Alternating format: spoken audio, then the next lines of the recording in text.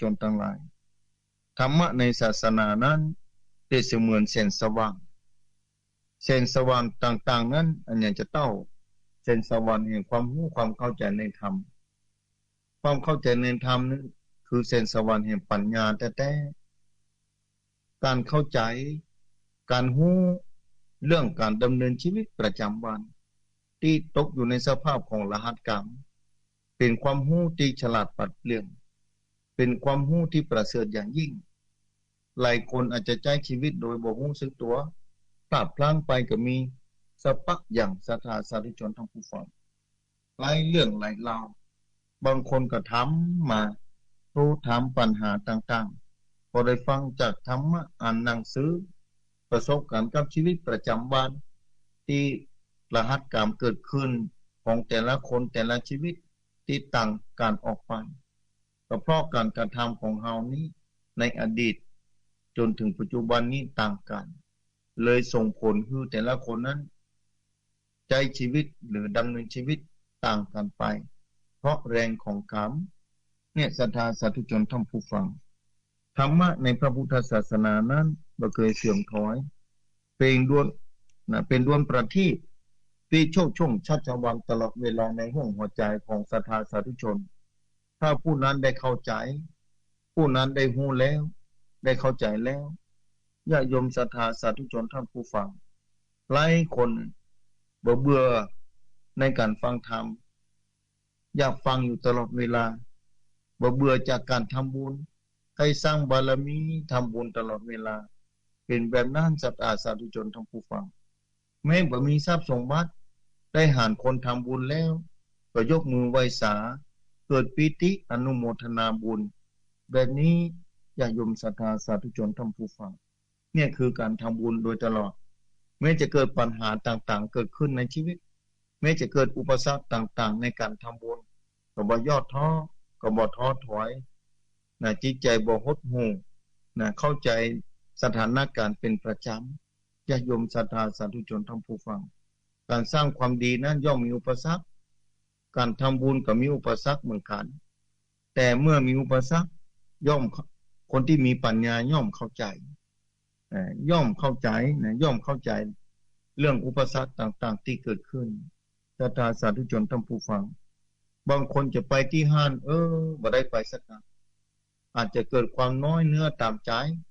บางคนที่เข้าใจว่ามันเป็นปกติธรรมดาเป็นปกติธรรมดาเรื่องของรหัสกรรมมันเป็นไปตามกรรมตามวาระต่างๆนานาแม้สมัยพุทธกาลเคยมาเล่าตั้งสถานีหลายครั้งแล้วเพราะว่าบุพเจตนาของคนนั้นเป็นที่ตั้งการจะทำบุญแต่ละครั้งเกิดขึ้นด้วยจิตใจอันบริสุทธิ์ผ่องใสดีแล้วไม่อาจจะไปบ่ถึงไม่อาจจะไปบ่ได้แต่ด้วยบุพเจตนาที่ตั้งขึ้นแล้วย่อมเกิดขึ้นเป็นที่เกิดขึ้นแห่งบุญนั้นย่อมเกิดขึ้นเป็นแน่แท้สมัยพุทธกาลก็ปรากฏขึ้นบ่อยครั้งที่บางคนตั้งจิตตั้งใจไปบ่ถึงสักกรรมอย่างเคยเล่าให้ฟังว่าสกิตาเทพธิดาเคยสร้างบารมีมาโดยตลอดคงจะเลยพ่อแม่ชาตินี้ก็เลยได้มาเกิดเป็นคนทุกข์ยากลำบากบ่เคยไปวัดบ่เคยไปวาหานดอกบัวขมนำไปบ่ถึงสักกรรมเนี่ยเคยเล่าให้ฟังคนที่เคยฟังก็นึกขึ้นได้ละว่าเป็นเรื่องอย่างจำได้ชัดดีเนี่ยบุพเจตนาของบุคคลที่ตั้งขึ้นไว้แล้วญาติโยมศรัทธาสาธุชนท่านผู้ฟังพระรัตนตรัยนี้เป็นประทีปแห่งของคนที่มีบุญมีวาสนาประทีป3ดวงนี้หล่อหลอมคืออยู่ขึ้นในจิตในใจแก้ว3ดวงนี้เป็นแก้วที่ประเสริฐแก้ว3ดวงนี้ถ้าเกิดขึ้นในห้วงหัวใจของศรัทธาเมื่อใดศรัทธาบ่ต้องหวั่นไหวศรัทธาถือว่าศรัทธานั้นมีโชคมีลาภมหาศาลยิ่งกว่าได้ทรัพย์สมบัติอย่างอื่นเป็นแน่แท้เพราะว่าแก้ว3ดวงนี้ถ้าเป็นประกายออกมาเป็นแสงสว่างส่องนำทางศรัทธาไปทางหน้านั้นย่อมปลอดภัยเป็นแน่แท้เจอกับเส้นทางที่ถูกต้องเส้นทางที่จะพ้นทุกข์ นั่นคือเส้นทางในบุญญาเขตพระรัตนตรัยนี้ต้องอ่านศรัทธาสาธุชนท่านผู้ฟังพระรัตนตรัยนั้นเป็นแก้วอันประเสริฐญาติโยมศรัทธาสาธุชนท่านผู้ฟังที่ฟังรายการมาโดยตลอดเวลายิ่งคลื่นสีขาวการฟังธรรมะมาโดยตลอดเข้าใจเป็นอย่างดีสร้างบุญสร้างกุศลโดยตลอดเวลาอยู่แล้วญาติโยมศรัทธาสาธุชนท่านผู้ฟังที่ฟังรายการนี้ทำบุญมาโดยตลอดแม้ในภัยต่างๆจะเกิดขึ้นจะใดก็ตามทุกคนพร้อมที่จะยอมรับกับสถานการณ์ต่างๆที่เกิดขึ้นเพราะว่าเข้าใจในความบัดเที่ยงความแปรปรวนเปลี่ยนแปลงไปแต่ที่สำคัญที่สุดของชีวิตนั้นคือเสบียงต่างที่จะต้องติดตามเฮาไปนี่ศรัทธาเสบียงคือบุญกุศลเวลาไปไหนมาไหนเวลาเกิดชาติใดชาติหนึ่งถ้าได้มาเป็นมนุษย์แถมมีความจำเป็นอย่างยิ่งเรื่องบุญเก่าที่จะต้องอธิษฐานเอาได้รับอธิษฐานคือว่าอย่างเฮาปัจจุบันชาตินี้บุญเก่ามีที่ไหนนะเป็นจะได้มาตอบใส่เป็นจะได้บุญเก่าบ่มาเอื้อเฟื้อบุญเก่าบ่มาเด้อกาบางคนก็ขอให้มีโชคมีลาภมีโชคมีใจอันนั้นน่ะคือบุญทั้งนั้นศรัทธาโชควาสนาก็คือบุญทั้งนั้นบุญกุศลชาติก่อนบุญกุศลในอดีตปีแล้วก็ตามปีหลายๆปีที่ผ่านมาหลายชาติที่ผ่านไปแล้วที่เคยสั่งสมมาถ้ารหัสมันเปิดทำให้เราได้รับบุญกุศลที่ปลูกไว้แล้วทำให้ออกดอกออกผลให้เราไปปักใส่พอดีต้นไม้ที่เราปลูกแล้วย่อมจะมีหน่วยแต่จะหน่วยเมื่อใดนั้นเราก็ยังบ่รู้ว่าเวลาไหนเมื่อใดถ้าถึงกาลเวลาต้นไม้แต่ละชนิดย่อมให้ผลย่อมส่งผลย่อมออกดอกออกหน่วยถ้าทำบุญสูงตานด้วยการคือการรักษาศีลภาวนาศรัทธาบ่ต้องกลัวว่าจะสูญหายไปไหนแต่จะออกเมื่อใดนั้นสูญแทนแต่รหัสของเปิ้นนะจะไปเค้นเอาคือออกวันนี้วันพรุ่งนี้บ่ได้เหมือนกันศรัทธาอยู่ที่กาลเวลาเปิ้งควรของกุศลผลบุญเหล่านั้นเพราะฉะนั้นอยากศรัทธาสาธุชนทั้งผู้ฟังได้รับฟังว่าเอามีหน้าที่ทำไปติ๊กๆเหมือนกับว่าเฮากินข้าวศรัทธากินเข้าไปกำเดียว2กำจะคืออิ่มนั้นเป็นไปบ่ได้เอาหน้าที่กินข้าวก็กินไปติ๊กๆเรื่องความอิ่มจะตัวมาทีหลังแต่จะอิ่มเวลาไหนเมื่อใดต้องอ่านจะเมินจะน้อยอยู่ที่เฮากินจะกินน้อยก็อิ่มจ้านะจะกินมากเกินไปกับได้จะเกิดความทุกข์คือมันพอดีการทำบุญเหมือนกันคือพอดีถ้าทำบุญบ่ถูกก็เกิดความทุกข์ถ้าทำบุญถูกอย่างสมมุติว่าเราปลูกต้นไม้เราปลูกในที่แล้นอันตรคาดกันดานบ่เตื้อต้นไม้นั่นก็ตายเหียฝนบ่ตกดินบ่ดีน้ำบ่มีไปปลูกต้นไม้แบบนี้มันก็เสี่ยงมาการสถานแต่ถ้าเราปลูกต้นไม้ในฤดูฝนที่ตกลงมาชุ่มฉ่ำน้ำดีดินดีอากาศก็ดีความพร้อมเหมาะของต้นไม้ชนิดนั้นต้นไม้นั้นก็จะย่อมออกดอกออกหน่วยแตกกิ่งแตกใบแล้วก็จะอยู่ไปต่างหน้าเห็นล้อ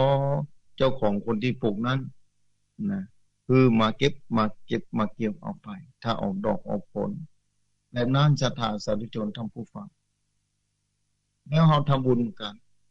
เราจะต้องพอว่าลักษณะการที่เราไปทำนั้นเป็นจะได้พ้องญาติโยมศรัทธาถ้าทำถูกอย่างที่บอกย่อมเป็นบุญเป็นกุศลเป็นแน่แท้ถ้าทำบ่ถูกเป็นจะได้วันนั้นมีโยมทำเป็นจะได้ท่านทำบุญบ่ถูกมันทำจะได้บ่ถูกทำบ่ถูกมันทำจะได้โยมเอ้ยทำถูกก็ทำบ่ถูกนู่นอย่างเฮาเอาเข้าไปปลูกบนใบหินมันจะออกดอกว่ามันจะออกหน่วยว่าย่อมลองคืนพอดอกถ้าฝนตกใส่มันก็แตกออกมางอกมาเดี๋ยวก็ตายนะเพราะหากมันย่างลงในดินมันมีที่ย่างลงไปเพราะเป็นใบหินมาผาถ้าเอาไปหว่านเข้าลงไปที่นา หว่านเข้าลงไปที่บนดินถ้าฝนตกลงมาหากว่าจะย่างลงในดินจะช้อนชัยลงไปในดิน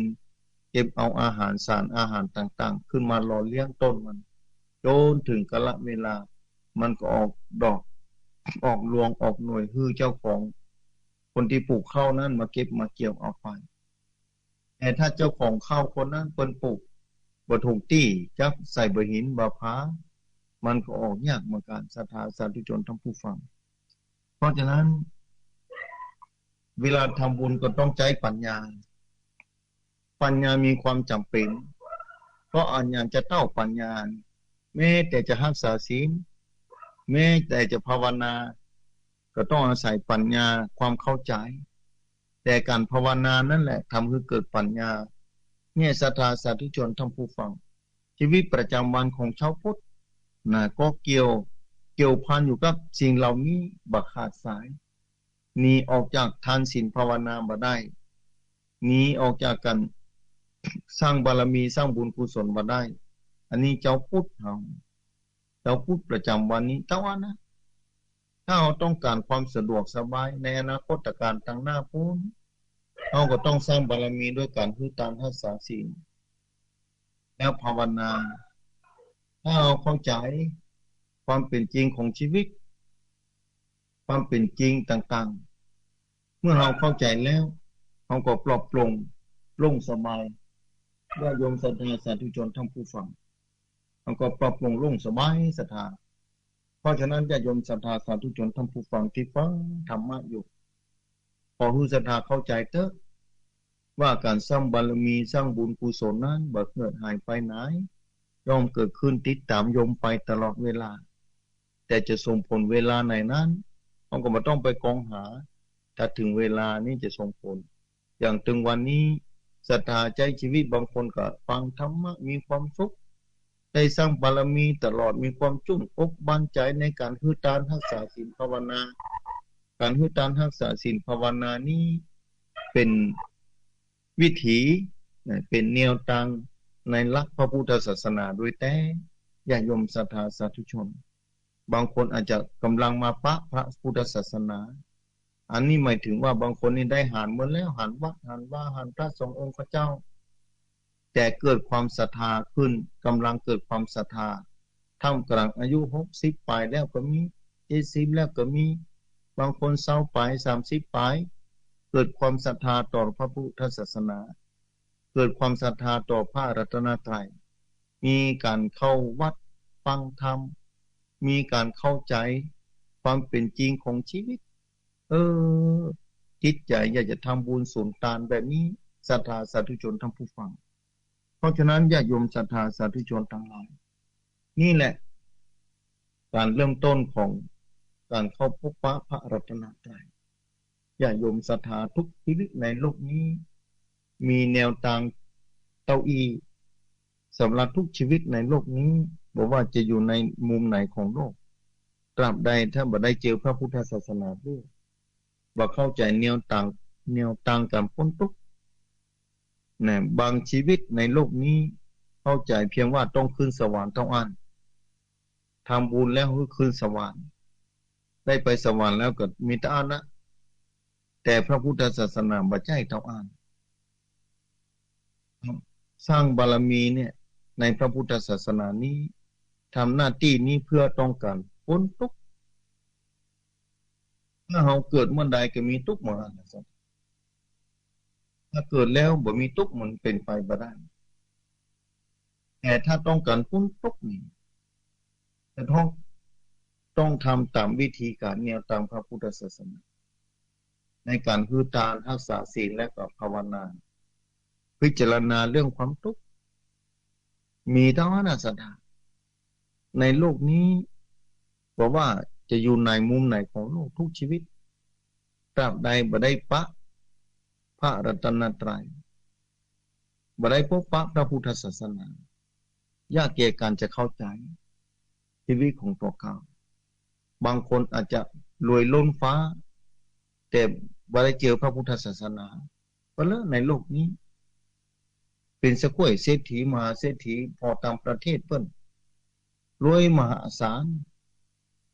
ถามว่าคุณรวยมหาศาลเป็นเจ้านายใหญ่โตต่างประเทศที่บ่มีพระพุทธศาสนาถามว่าเปิ้นตุกก็เปิ้นก็ตุกถามว่าเปิ้นสะดวกในบางครั้งที่ต้องใจทรัพย์แต่ถามว่าเปิ้นตุกใจก็ตุกตุกเพราะความชราตุกเพราะโลคาพยาธิเบียดเบียนอย่างถึงวันนี้เป็นต้นโรคโควิดกำลังระบาดไปทั่วทุกละหนละแห่งระบาดไปกุฏิสถานแต่ถามว่าคนที่มีเงิน100 ล้านพันล้านหมื่นล้านแสนล้านเพิ่นมีความกังวลของเพิ่นมีความทุกข์ของถ้าลองพิจารณาพอทุกคนก็มีความทุกข์เพราะหยังเพราะกลัวความเจ็บป่วยเมื่อยใครจะเกิดขึ้นเพราะว่ากลัวความตายจะมาถึงตัวเขาเมื่อความตายมาถึงตัวเขาแล้วทรัพย์ที่มีอยู่จะเยี่ยอย่างใดเป็นหมื่นล้านแสนล้านจะใช้จะได้แถมบ่ใช่เป็นของตัวเขาทันทีเลยถ้าตายไปแล้วเพราะฉะนั้นคนที่ร่ำรวยมหาศาลในโลกนี้หมื่นล้านแสนล้านย่อมเป็นที่กังวลเป็นที่ทุกข์เป็นปกติธรรมดาเพราะฉะนั้นความทุกข์บ่ละเว้นไผในโลกนี้จะรวยจะจนความทุกข์เข้าไปอยู่ทุกคนที่ความทุกข์ไปอยู่กับผู้คนทุกชีวิตในโลกนี้แต่ถ้าคนใดเข้าใจเรื่องความทุกข์เข้าใจไปรู้จักวิธีไปเข้าใกล้ไปศึกษาหาความทุกข์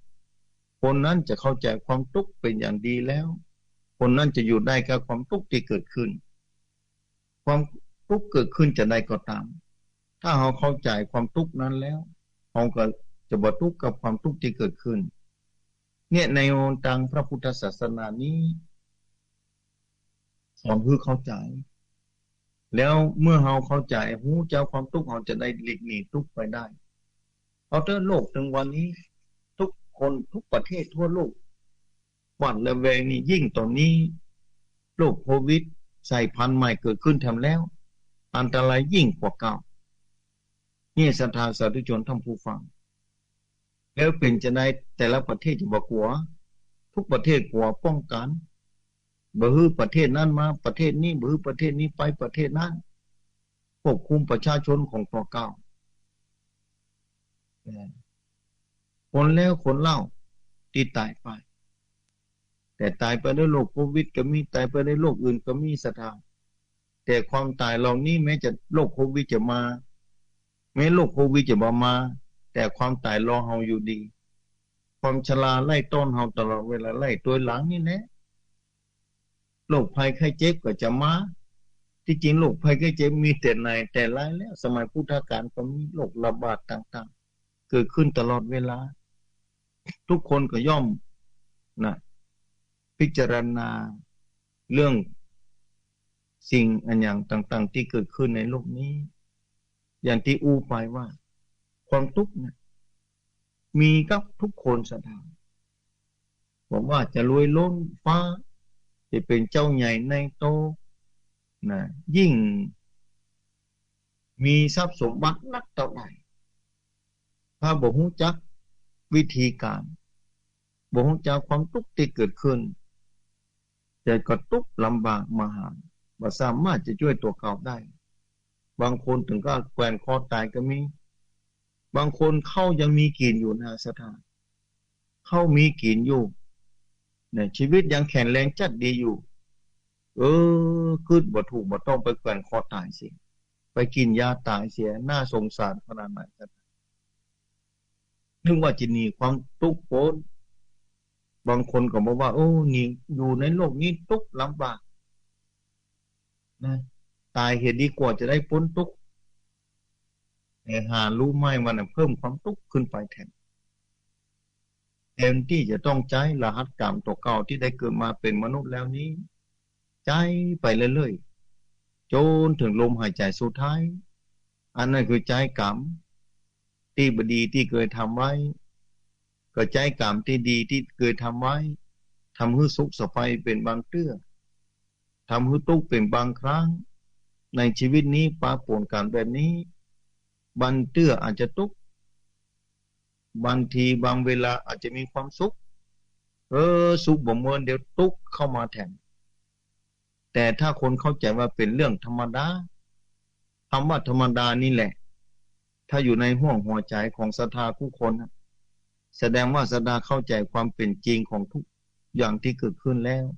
ทุกอย่างมันเป็นเรื่องธรรมดาธรรมดาใครเข้าใจคำว่าธรรมดานั้นคนนั้นไม่ใช่ธรรมดาถ้าใครเข้าใจเมื่อเข้าใจธรรมดานั้นคนนั้นยังห่างไกลกับธรรมดาเป็นอย่างยิ่งญาติโยมศรัทธาสาธุชนทั้งผู้ฟังศรัทธาจะต้องเข้าใจความเป็นจริงของสรรพสิ่งทุกอย่างที่เกิดขึ้นแม้ว่าโรคโควิดตอนนี้ทุกคนจะต้องระวังตัวจะไปประมาทพระเจ้าเป็นตรัสไว้ตอนที่พระองค์ที่จะเข้าสู่มหาปรินิพพานกรรมอูครั้งสุดท้ายพระวาจาสุดท้ายของพระสัมมาสัมพุทธเจ้าที่จะเข้าสู่นิพพานแล้วต่อหน้าพระสงฆ์หมู่ใหญ่ลูกศิษย์ลูกหาพุทธสาวกทั้งหลายนั่งแวดเฝ้าล้อมเต็มไปหมดที่เมืองกุสินาราราชามหากษัตริย์แว่นแคว้นต่างๆที่มาถึงมาได้กับปากันมาพระสงฆ์องค์เจ้ากับปาการเดินทางมาหาพระพุทธเจ้าพระองค์ชราภาพนักแล้วอายุ80 ปีแล้วพระองค์จะเข้าสู่ปรินิพพานแล้วพระองค์ก็ประคองสุขภาพร่างกายสังขารของพระองค์ไปที่เมืองกุสินาราวันสุดท้ายแล้ววาระสุดท้ายแล้วพระวาจาสุดท้ายที่พระสัมมาสัมพุทธเจ้าตรัสไว้บอกแก่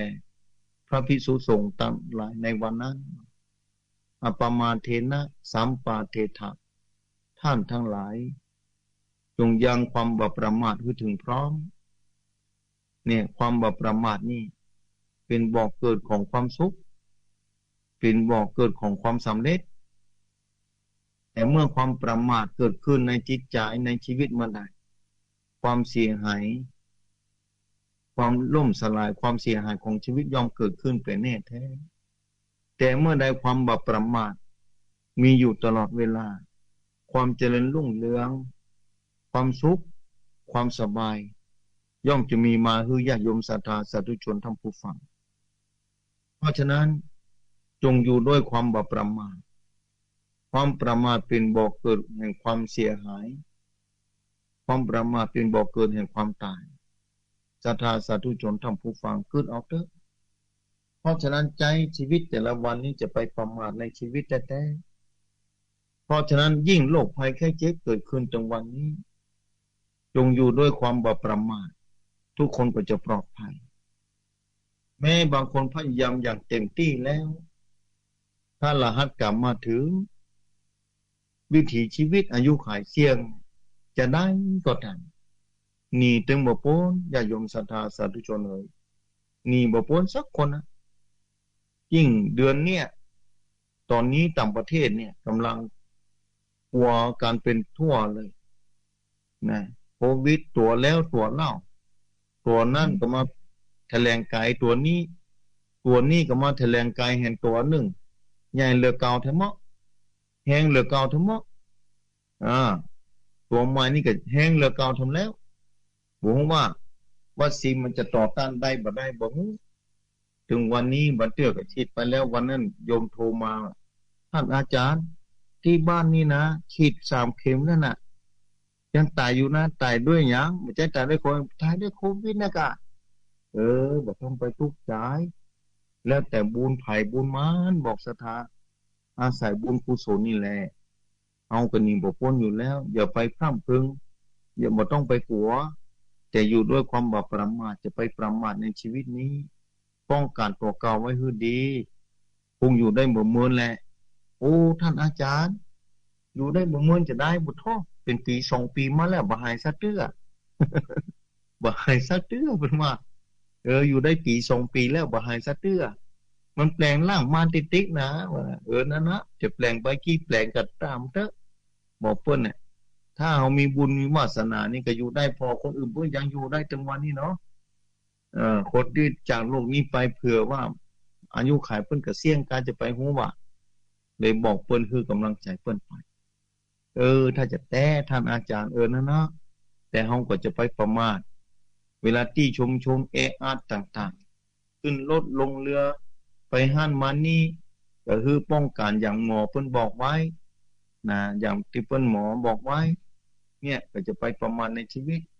อันยังต่างๆที่เกิดขึ้นในโลกนี้โดยบ่คาดคิดศรัทธาเพราะฉะนั้นขอให้สร้างบารมีไปเถอะเอาบุญว่าบุญนั้นเป็นที่ตั้งบุญนี้นำความปลอดภัยมาให้ศรัทธามีนักมีน้อยก็แล้วแต่ถ้าถึงกาลเวลาแล้วขอให้ศรัทธาเข้าใจความเป็นจริงก็แล้วกันศรัทธาจะได้บรรทุกใจ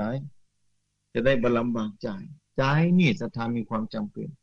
ร่างกายจะเป็นจะได้ก็ตามพอให้จิตใจศรัทธานั้นเข้าใจความเป็นจริงแล้วใจจะสบายศรัทธาแต่ถ้าเราไม่เข้าใจความเป็นจริงของชีวิตความเป็นจริงของสรรพสิ่งความเป็นจริงเรื่องของกรรมที่เกิดขึ้นของแต่ละคนในโลกนี้เราจะมีความทุกข์นะเราจะมีความลำบากใจแต่ถ้าศรัทธาเข้าใจความเป็นจริงความเป็นจริงของชีวิตศรัทธาศรัทธาจะเข้าใจศรัทธาจะรู้แล้วศรัทธาจะได้บรรลำบากใจศรัทธาจะอยู่ด้วยความสุขใจเกิดขึ้นแม้วิถีชีวิตร่างกายจะเจออุปสรรคต่างๆอย่างสถานการณ์ปัจจุบันนี้บางคนกินบ่ได้นอนบ่หลับบางคนเนี่ยมีเงินบ่เกี่ยวนะนอนหลับสบายบ่ได้กังวลอะไรอย่างแบบนี้เป็นต้นบางคนก็นอนบ่หลับ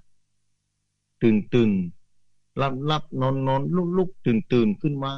ภาวะพะวงหลายเรื่องหลายราวเพราะเฮากังวลเรื่องต่างๆนานาอยู่ที่เฮามาเข้าใจความเป็นจริงถ้าเฮาเข้าใจความเป็นจริงของสรรพสิ่งอย่างที่บอกเป็นเรื่องของธรรมดาอันยังก็ธรรมดาไว้ก่อนนะใจก็จะได้เบาใจลงไปเนี่ยเมื่อความตายมาถึงก็ธรรมดาเนี่ยอย่างที่บอกไปชีวิตเป็นของน้อยถูกชราเลขความตายลุกลามอยู่ตลอดเวลาบางคนตายน้อยตายเท่าตายแก่ตายหนุ่มตายเวลาไหนบอกตายตลอดเวลาในโรงพยาบาลนี้ไปทำเต้จงวันบางคนก็ไม่กล้าเข้าโรงพยาบาลแล้วเพราะว่าโรคภัยไข้เจ็บสะปะอย่างนี้แต่น่าสงสารหมอนี่สุดยอดทำงานตลอดเวลานะจะยมศรัทธาช่วยเหลือชีวิตผู้คนนี่ไม่ใช่ธรรมดาเป็นบุญมหาศาลศรัทธาการช่วยเหลือชีวิตผู้คนยิ่งโรคภัยไข้เจ็บเกิดขึ้นมาตอนนี้เราก็ต้องอาศัยความเข้าใจการยอมรับความเป็นจริงที่เกิดขึ้นอยู่ด้วยความบ่ประมาททุกอย่างเป็นเรื่องธรรมดาชีวิตนี้อยู่มาถึง100 ปีแต่ก่อนที่จะจากโลกนี้ไปขอศรัทธาสาธุชนทั้งหลายคือทำแต่ความดีละเว้นความชั่วทำจิตใจให้ผ่องใสอันนั้นแหละถูกต้องดีงามแล้วศรัทธาสร้างไปเถอะบ่ต้องไปกังวลนะคือหูแล้วเข้าใจถ้าหูแล้วทำความเข้าใจแล้วบ่ต้องประมาทมีความป้องกันเนี่ยหลายคนที่ถึงวันนี้อายุอยู่ด้วยกันมาตลอดเวลาญาติโยมศรัทธานี่กระจายชีวิตมาโดยตลอดอาศัยเรื่องบุญเรื่องกุศลนี่แหละประเทศไทยนี่ก็แปลกนะถึงวันนี้หลวงพ่อเพิ่งเปิดประเทศนะเปิดประเทศถึงวันนี้หลายประเทศหลั่งไหลมาในประเทศไทยแต่คนไทยก็ยังอยู่ได้อยู่นั่นนะอยู่ได้บุญกุศลนะจะต้องลงเหลืออยู่อย่าได้กังวลวันที่เฮากังวลใจเนี่ยเรื่องความคิดเนี่ยปาฮือตัวเก่าตุกยิ่งกว่าโรคโควิดที่เข้ามาแทนบางคนเนี่ยกลัวกังวลคิดนักทำให้เป็นโรคต่างๆขึ้นมาไม่ใช่โรคโควิดสักคำโควิดอย่ามาตั้งเข้ามาถึงตัวเก่าตัวเก่าในป่วยไปก่อนแล้วแบบนี้ก็มีเพราะอย่างเพราะว่าความกังวล ความคิดนักความกลัวว่าเข้าใจความเป็นธรรมดาก็เลยทำให้ตุกโรคโควิดยังมาเข้ามาถึงตัวตุกไว้ก่อนแล้วได้รับความลำบากก่อนแล้วนี่ศรัทธาสาธุชนทำผู้ฟังเพราะศรัทธาจะได้กังวลใจอยู่ด้วยศีลด้วยธรรมนี่แหละบุญจะคุ้มครองรักษาศีลธรรมก็จะปกปักรักษาญาโยมศรัทธาคุณธรรมความดีที่โยมกระทำไว้ตลอดเวลาขอให้เป็นที่พึ่งของโยมตลอดไปบุญกุศลต่างๆเจ้าวันนี้มาปาการทำกรรมภาคเจ้าของวันอาทิตย์กินการทำอุจากายโยมศรัทธามาโดยตลอดทุกเจ้าของวันอาทิตย์ถ้าบัคัดตกบกพร่องได้ปาการเป็นประจำอยู่แล้ววันนี้ออกรายการออนไลน์ที่วัดพุทธศิคีรีเพื่อส่งลงไปด้วยการเมตตาธรรมของธรรมพระครูพี่วัฒนวิกรมเพราะฉะนั้นเจ้าวันนี้เขาคงจะได้เวลาเปิดสายคือศรัทธาได้โทรกันมาอุจาไอ้ภาคเจ้าวันนี้ใครที่ฟังอยู่ก็โทรเข้ามาที่เดียวก่อนเนอะจะเปิดโทรศัพท์ก่อนใครที่ฟังอยู่เจ้านี้มาได้ไปที่ไหนเพื่อฟังธรรมะตั้งแต่เจ้านะทุกรายการบางคนนะโทรเข้ามาตลอดเวลาแต่ฟังมานะโทรเข้ารายการนั่นรายการนี้เพื่อได้อุจากับครูบาอาจารย์แต่ละตนแต่ละองค์ที่ออกรายการมาว่าเมื่อค่ำเมื่อเจ้านะเจ้าวันนี้เหมือนกันนะถึงเวลาได้เปิดสายคือศรัทธาโทรเข้ามาที่08926249999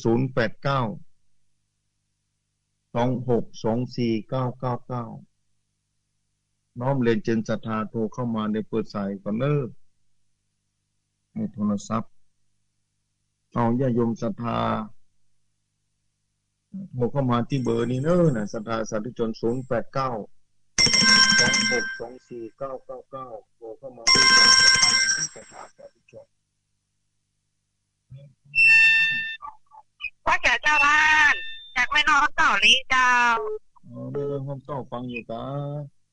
เจ้าฟังอยู่จังหวัดเจ้าแต่ไม่ได้โทรมันโทรเหตุเที่ยงนึงสาธุไม่น้อยวันห้องเจ้าเนาะเจ้าว่าแก่เจ้ามีกำลังใจเจ้าสาธุเนอะห้องเจ้าลีอนุโมทนาเจริญพรไปหาข้าพระอาจารย์อันนี้พ่อสุทนกะโอ้ฟังเป็นประจำทุกวันอาทิตย์นะครับโมทนานะพ่อสุทนเนอะทุกเพศตรงบุญน้อยแนวครับต้นหนาวแล้วเนอะพ่อเอ๋ยต้องเพศเราเริ่มแนวครับต้นกะครับดูแลสุขภาพด้วยเนอะพ่อเนอะวันไหนผมจะฟังแล้วผมมั่นใจเนอะพระอาจารย์ในการดีแล้วพ่อตั้งใจฟังธรรมะแล้วพ่อเนาะครับ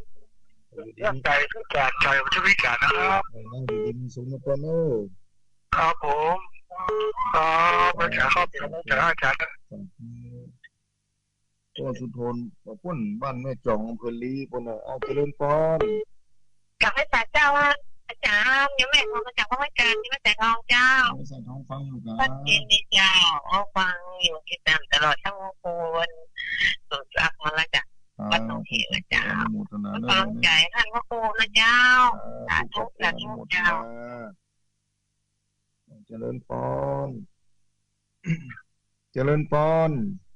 เจ้าไว้สายเจ้าพระอาจารย์จากบ้านดงศรีนะเจ้านี่เอื้องไผ่กะเจ้าฟังอยู่นะแม่น้องฟังอยู่เจ้าพระอาจารย์ความใสทุกคนนี่จึงแบบบางคนนะเนาะนั่นมาต้องไปกังวลอย่างนั้นนะกังวลนะพระอาจารย์ตอนที่เรามีชีวิตอยู่นี่ก็พยายามทำบุญไปเรื่อยๆเนาะนั่นกันอันนี้ที่เราอยากได้ติดตัวไปตัวเนาะจะมีบุญกับบาปของเรานี่นะครับมีบุญกับบาปนี่แหละจ้าแล้วก็ตอนที่เราอยู่นี่ขอมันสุขสบายมาเจ็บป่วยก็ดีแล้วเนาะท่านเนาะดีแล้วครับมาเจ็บป่วยก็เอาแล้วนี่แหละลาภประเสริฐแล้วกุศลเนาะจากทำบุญกุศลไปจากที่จะทำได้ก็ทำไปเนาะเจ้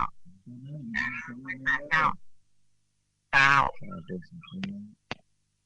เล่นพรไหวแค่เจ้าอาจารย์เหนียวแน่นอยู่นะนี่ที่ไหนก็ไม่หลงนะเจ้าหลงฟังอยู่นะไม่หลงฟังตลอดเลยฟัง ฟังจังหวะนะฟังดีมีสุขอยู่ดีมีสุขนะแม่เนอ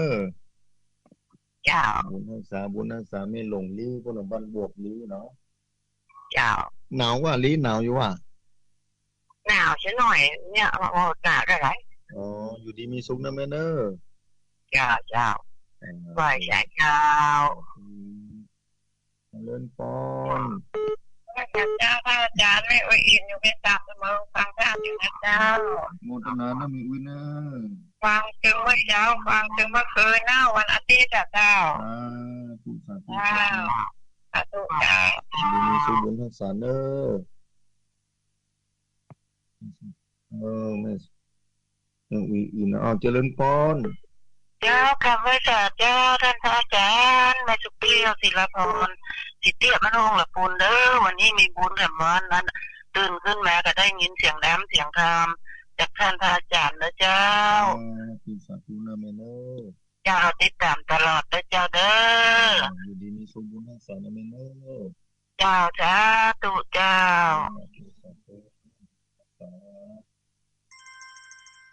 แม่อุ้ยอินเนอบ้านห้องศิลาพรเนาะเอาใส่ต่อไปเจริญปอนไม่ตาดังอาจารย์ไม่กินดาโทรจากอันบ้านนนมูลตรงหัวจางเนอะไม่กินดาฟังอยู่กับแม่เจ้าฟังก็แต่ว่าครูสมศักดิ์เจ้าเอาดีนะแม่กินดาเจ้าครูหัวจางบุญเนาะบ้านเหนือบ้านดอนบ้านเหนือบ้านดอนมูลเจ้าบ้านดอนมูลเนาะดอนมูลเจ้าขนาดเนอแม่เนอเจ้าไว้ชาเจ้าถูกสังเกตนาเอาใส่ต่อไปเจริญปอนเอาเข้ามาแล้วเอาเจริญปอนครับผมกราบไหว้สาครับท่านอาจารย์วรรณชัยชยานันโทครับผมผู้ไหว้สาเนอสมณีเนอครับความประมาทเนาะถ้าเขาประมาทอย่างเขาต้องขับมันก็ได้แม่ประมาทก็ต้องไปปวดจนเกินไปอันนั้นกันนะจ๊ะไอ้อย่างใดมันก็หลีกเลี่ยงกันบ่พ้นแม่ครับมันจะมาอย่างใดก็เขาก็ป้องกันไม่เลี้ยวแต่ป้องกันไว้ถ้าว่ามันยังได้อย่างใดก็ยังจะเอาเขาอยู่ก็ถือว่าเป็นกรรมนั่นกันนะเป็นกรรมแม่นั่นเองว่าเป็นกรรมกันไปถ้าว่ามูลเขามีเขาก็จะอยู่ต่อไปอย่างกรรมโบราณเปิ้นว่าแล้วมันถึงการเวลาเปิ้นว่าไฟบรรลัยกลับเนี่ยก็คือตัวแท้ของมันไฟบรรลัยกลับครับผมโมทนาเนอสามวันนี้เนอครับกรรมไว้ตาครับต่างตลอดนะโมทนาเนอไปตาครับสาธุขอบคุณอนุโมทนาครับเป็นนะสัมบันสามเมืองมาพื้นที่ตามตลอดสามเณรนะ089262499นะ089262499เจริญปอนนมัสการครับอาจารย์ทองสุกครับก่อนอื่นขอกราบขอบคุณอาจารย์วัดสุทรงยับเป็นอย่างสูงเนอสาธุเนอที่มาความรู้ความเข้าใจในชีวิตสาธุฟังแล้วเข้าใจชีวิตขึ้นมีสาระดีทุกคำพูดที่ออกมาเป็นความจริงหมดเลยครับครับผมพัฒนาเนอขอบคุณเนอครับบ้านห้วยบงสาธุห้วยบงลีลีนี่ติดตามนักเหมือนกันนี่ครับผมสาธุเจริญปอนเนอสาธุครับต่อไปเจริญปอนครับผมนะตาครูครับที่ไหนตั้งได้กันไปเข้าคนขอบคุณนะตาครูแล้วหลายๆแล้วฟังถ่ายจัดนะอันนี้ป้อผักเกียวลาบ้านห้วยนาซอยป้อผักเกียวลามาเริ่มไปช้าคนที่เป็นแบ่งเป็นปัดอย่างรอบไม่ใส่ท้องนะครับแม่ล่าของเลี้ยวแม่สีนวลอาจารย์นิพนธ์ยังน้อยแล้วเป็นแม่ช่วยเหลือพวกพันที่มันบังก้อนมือนั่นเนาะสาธุเนออนุโมทนาโดยขอให้พระครู รูมีความสุขความเจริญอายุมั่นยืนยาวร้อยสาวท่านครูครับสาธุสาธุเนอะวันเดียวกันสาธุเนอะครับผมเจริญพรไหว้สาเจ้าท่านไม่สายจ้าท่านขอยังได้ก็เจ้าไม่อยากจ้า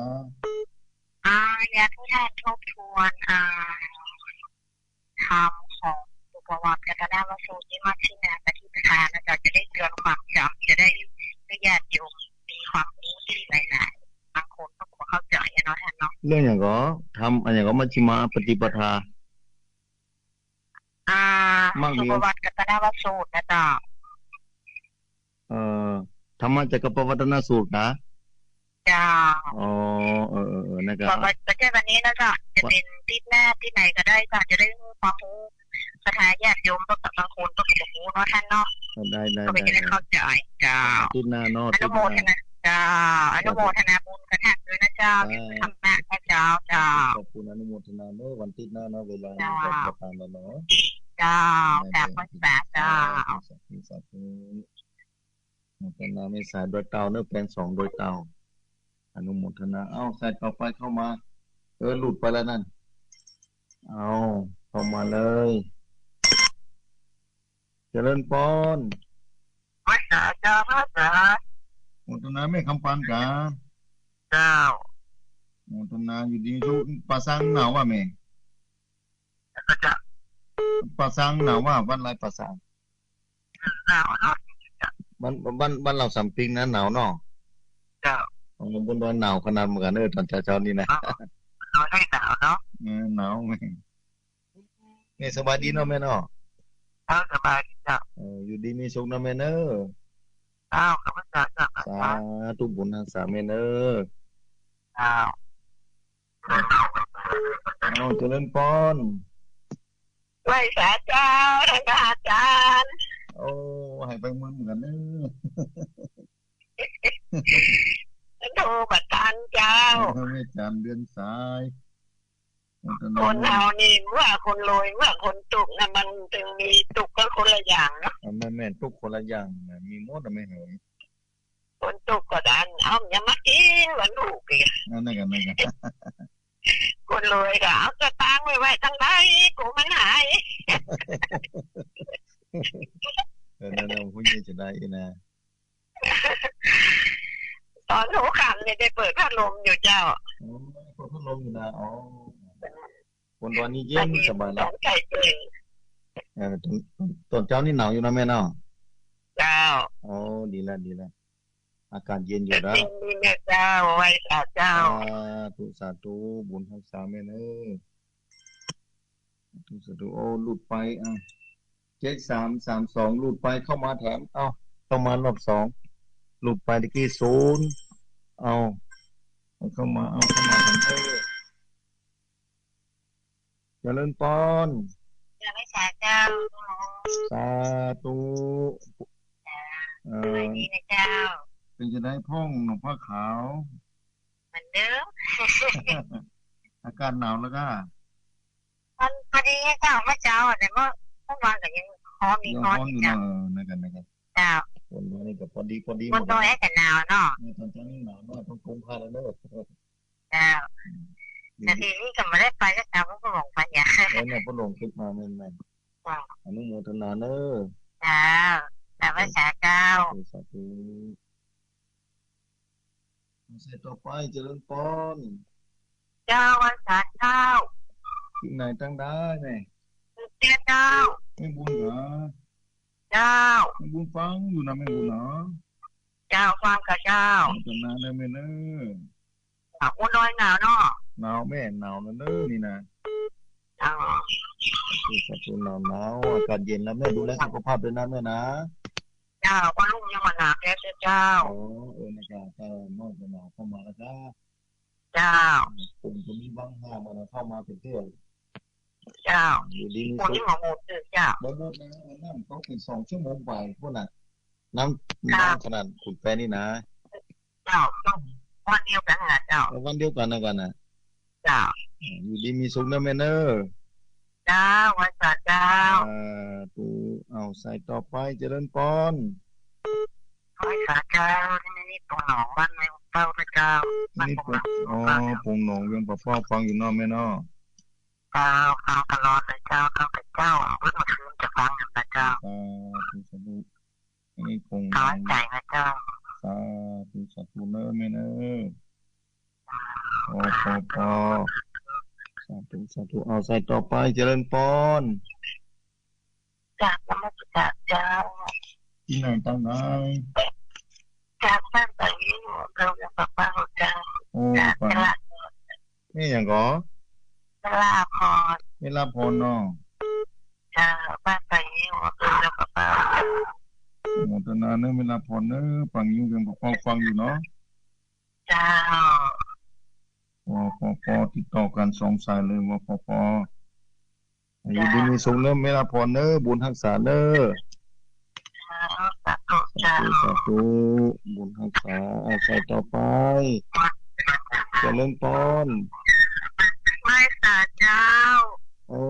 แม่นางแม่วินางคำอ้ายวปเจ้ามาแล้วโอ้จะเป็นลูกแล้วแม่ฟังอยู่แน่ฟังอยู่เนาะเจ้าฟังทุกข้างเลยเจ้าสาธุหมดนะแม่นึกว่าทำให้ไปไหนก็สบายดีเนาะแม่เนาะเจ้าเหมือนเดิมเจ้าดูแลสุขภาพเนอะแม่เนอะเจ้าสาธุหนาวมากเนาะท่านเนาะหนาวเนอะบนดอนเย็นนะตอนเช้านะเจ้าท่านฉีดยาแล้วยังยังบัดได้ฉีดเด้อแม่ยังไงครบคนดีเด้อสุขภาพเด้ออำนวยเด้ออยู่ดีมีสุขบุญรักษานะแม่เนอะเจ้าสาธุเอาเจริญพรไว้จ้าพระอาจารย์เจ้าแม่ฟังอยู่เนอะฟังอยู่กะแม่เรื่องแสนต่อกะจะเป็นดีเนอะเป็นดีเนาะแม่เนาะแม่เรื่องแสนต่อเจ้าแสนต่อวังเหนือลำปางเจ้านั่นกำลังใจเนอะโมทนาเนอะแม่เนอะเจ้ากลับไปจ้าเจ้าสาธุเอารอยสายเดียวนะสายรอยสายตรงสายเอาละเนาะแม่เนาะเป็นปอเนอเดี๋ยวใส่ต่อไป0892624999ใครที่โทรบัดติดโทรเข้ามาตอนนี้ได้นอสถานเนาะบางคนอาจจะหลุดไปตะกี้โทรบัดติดสกรรมโทรเข้ามาตอนนี้ได้เดี๋ยวก็จะสรุปรายชื่อแถมกั๊ม1วันนี้นะคงจะเป็นใครจะเป็นสายสุดท้ายโทรเข้ามาอูจากันตอนนี้จากนั้นก็จะได้สรุปรายชื่อญาติโยมศรัทธาที่โทรเข้ามาพักเจ้านี้ได้เซาก็ใส่แล้วเนอะเจ้านี่นาได้เซาเซาสายละญาติโยมศรัทธาสาธุชนเวลาก็จะได้เลื่อนไปติ๊กเวลาก็หมดไปครับกันเวลาญาติโยมศรัทธาก็รู้ใจชีวิตโดยบ่ประมาทเนื้อศรัทธาเน้อนะใช้ชีวิตไปเรื่อยๆเอาเข้ามาแถมได้อยู่ศรัทธา0892624999หรือให้หลายนาทีอยู่ได้สักสายนึงใครจะเป็นสายสุดท้ายเอาเข้ามาเลยเน้อศรัทธาเน้อสายสุดท้ายลูกลาคอหอมญาติโยมศรัทธาที่โทรเข้ามาไลฟ์สายด้วยกันบางคนก็ตั้งใจฟังแสดงว่าศรัทธาสาธุชนฟังกันนักหลายพื้นที่ด้วยการจังหวัดน่านยังมาได้สักสายเตื้อบอกว่าเสียงดังอยู่ก็ที่จังหวัดน่านมีอำเภอนานน้อยอำเภอภูเพียงอำเภอเวียงสาสถานีตังจังหวัดน่านภาคเจ้าเมื่อในหลอนมาสักสายหนึ่งที่เวียงป่าเป้านี่ก็ได้จังหวัดเชียงรายเชียงใหม่แต่สายตังเหนือนี่บ่ได้ครับมาที่ตังสายตังเหนือตังอำเภอไทยประการอำเภอฝางอำเภอแม่อายบ่ได้สักสายเท่าวันนี้อันนี้สายที่ไหนมาเอาเป็นสายสุดท้ายเลยเด้อเจริญพรจังหวัดเจ้าพระอาจารย์ที่ไหนตั้งได้นี่ล แม่สมพรที่อยู่บ้านแม่หนองแค่แล้วมาอยู่บ้านทงเจ้าเราไม่สมพรแค่น้อยเดี๋ยวมาอยู่บ้านห้องแล้วแม่จะอยู่ได้ที่แฮปปี้นะเจ้าว้าวไม่ได้โทรหาไม่ได้เจ้าอ๋ออันใดแบบทีแล้วท่านโทรพยายามโทรบัดนี้เจ้าแต่ไม่ยังมาอยู่บ้านห้องหลายปีแล้วนะอันกันแม่เนี่ยแก่นะเจ้าเห็นในบ้านอยู่นี่เจ้าอยู่บ้านห้องนะแม่เจ้าอ๋ออยู่ดีมีสุขกับพี่บ้านเจ้าเหมือนกันนะเจ้ามาอยู่มีจำบ้านห้องไปวิดีโอชัดเจนดีอยู่เนาะแม่เนาะบ้านห้องเนาะอยู่บ้านห้องนี่ได้เปรียบได้ฟังตึงวันไม่เลงไม่หยาอยู่บ้านลีได้ฟังแค่2 รูปมาจ้ะแล้วพระเจ้า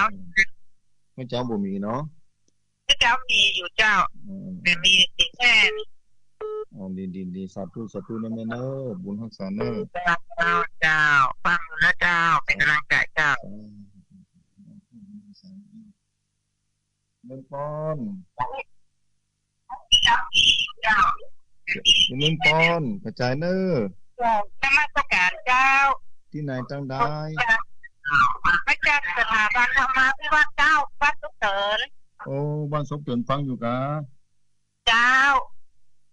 แม่อย่างก็อย่างก็ที่อย่างก็ว่าถ้าจากสถานที่แต่เจ้าว่าจากสถานที่โมทนาเนแม่เนอบ้านสุขเถินแม่ท่านจากสถานที่ฟังชัดเจนดีเจ้าชัดเจนดีเราแม่ชื่ออย่างก็แล้วทองปอนเจ้าทองปอนเนาะทองปอนกับทองปอนเจ้าทองปอนโมทนาเนแม่เนอเจ้าศพตื่นวันนี้ได้ศพตื่นผู้นั้นลำปางผู้นั้นเนาะเจ้า นมัสการเจ้าเริญพรเนอเจ้าสาธุบุญรักษามีสุขเวลาแล้วศรัทธาคงจะได้รับสายเต้าอาณาศรัทธาเนาะเข้ามาต้องขออภัยโดยเวลาได้หมดลงไปแล้วนะญาโยมศรัทธาสาธุชนท่านผู้ฟังนะเวลาได้หมดลงไปแล้วนะใส่ที่1แม่น้อยห้อมต้อลีใส่ที่2ป่อสุโธนลีนะบ้านแม่จองลีใส่ที่3แม่ใส่ทองบ้านห้วยการใส่ที่4ห้วยการอำเภอบ้านห้องใส่ที่4แม่เอิงไผบ้านดงฤาษีอำเภอบ้านห้องละปูนใส่ที่5แม่หลงบ้านบวกอำเภอลีจังหวัดละปูนใส่ที่6แม่อุยอินแม่บ้านแม่สาบอำเภอเสมิงจังหวัดเชียงใหม่ใส่ที่7แม่สุแก้วบ้านห้องศิลาพรละปูนใส่ที่8แม่จินดาบ้านดอนมูลอำเภอตุ้งหัวช้างจังหวัดละปูนใส่ที่9สำเน็นเอาลักวัดสำเหมืองโรงเรียนหนองรองใส่ที่10นะแม่ทองยมทองสุขบ้านห้วยบงอำเภอลีใส่ที่11แม่พัดแก้วลาป้อพัดแก้วลาขออภัยป้อพัดแก้วลาบ้านห้วยยาใส่อำเภอลีจังหวัดละปูนใส่ที่12แม่สายอำเภอบ้านแปลง200เก่านี่คืออธิบายเรื่องธรรมจักรกับปวัตนสูตรนะวันอาทิตย์วันอาทิตย์หน้าเนาะค่อยมาเนาะธรรมจักรกับปวัตนสูตรนี่นะความหมายของธรรมจักรกับปวัตนสูตรเรามาฟังวันอาทิตย์หน้าเนอะวันที่สายที่14แม่คำปันบ้านเหล่าสามจีอำเภอป่าซางสายที่15แม่จันเดือนสายอำเภอสัมปะตองเวียงต้าการเนอะอำเภอสัมปะตองจังหวัดเชียงใหม่สายที่16แม่หลวงสายฝนบ้านหนองผาขาวอำเภอป่าซางจังหวัดลำพูนสายที่17แม่บุญบ้านสมเตี้ยอำเภอจอมทองจังหวัดเชียงใหม่สายที่18แม่นิดบ้านปงหนองอำเภอเวียงป่าเป้าจังหวัดเชียงรายสายที่19แม่ลาพรบ้านป่างิ้วอำเภอเวียงป่าเป้าจังหวัดเชียงรายสายที่10สายที่20แม่อุ้ยนางคำอ้ายบ้านอำเภอเวียงป่าเป้าจังหวัดเชียงรายใส่ที่21แม่เรือนแสนตอบ้านวังเหนืออำเภอวังเหนือนะจังหวัดเชียงรายใส่ที่22แม่สมพรแพทย์หนอง5อำเภอลีเพิ่นไปอยู่อำเภอบ้านโฮงปัญญาการปูนใส่ที่23แม่ทองปอนบ้านศกเตินนะเพิ่นอยู่ในอำเภอแม่เหมาะจังหวัดลำปางทั้งหมดจำนวน23สายด้วยการป้ากันวันอาทิตย์หน้ามาพบปะกันใหม่ด้วยรายการธรรมะจากยอดดอยภาคเจ้าคงหมดเวลาลงแล้วบุญใดกุศลใดที่ ญาติโยมศรัทธาสร้างมาโดยตลอดขอจงเป็นพระบาทปักเจ้านำปาคือครูบาอาจารย์เจ้าญาติโยมศรัทธาสาธุชนทั้งผู้ฟังอยู่เย็นเป็นสุขเจริญในธรรมเข้าใจในธรรมรู้ยิ่งธรรมธรรมที่สุดพ้นทุกข์เกิดขึ้นแก่สาธุชนทั้งผู้ฟังทุกท่านยิ่งขึ้นไปเถิด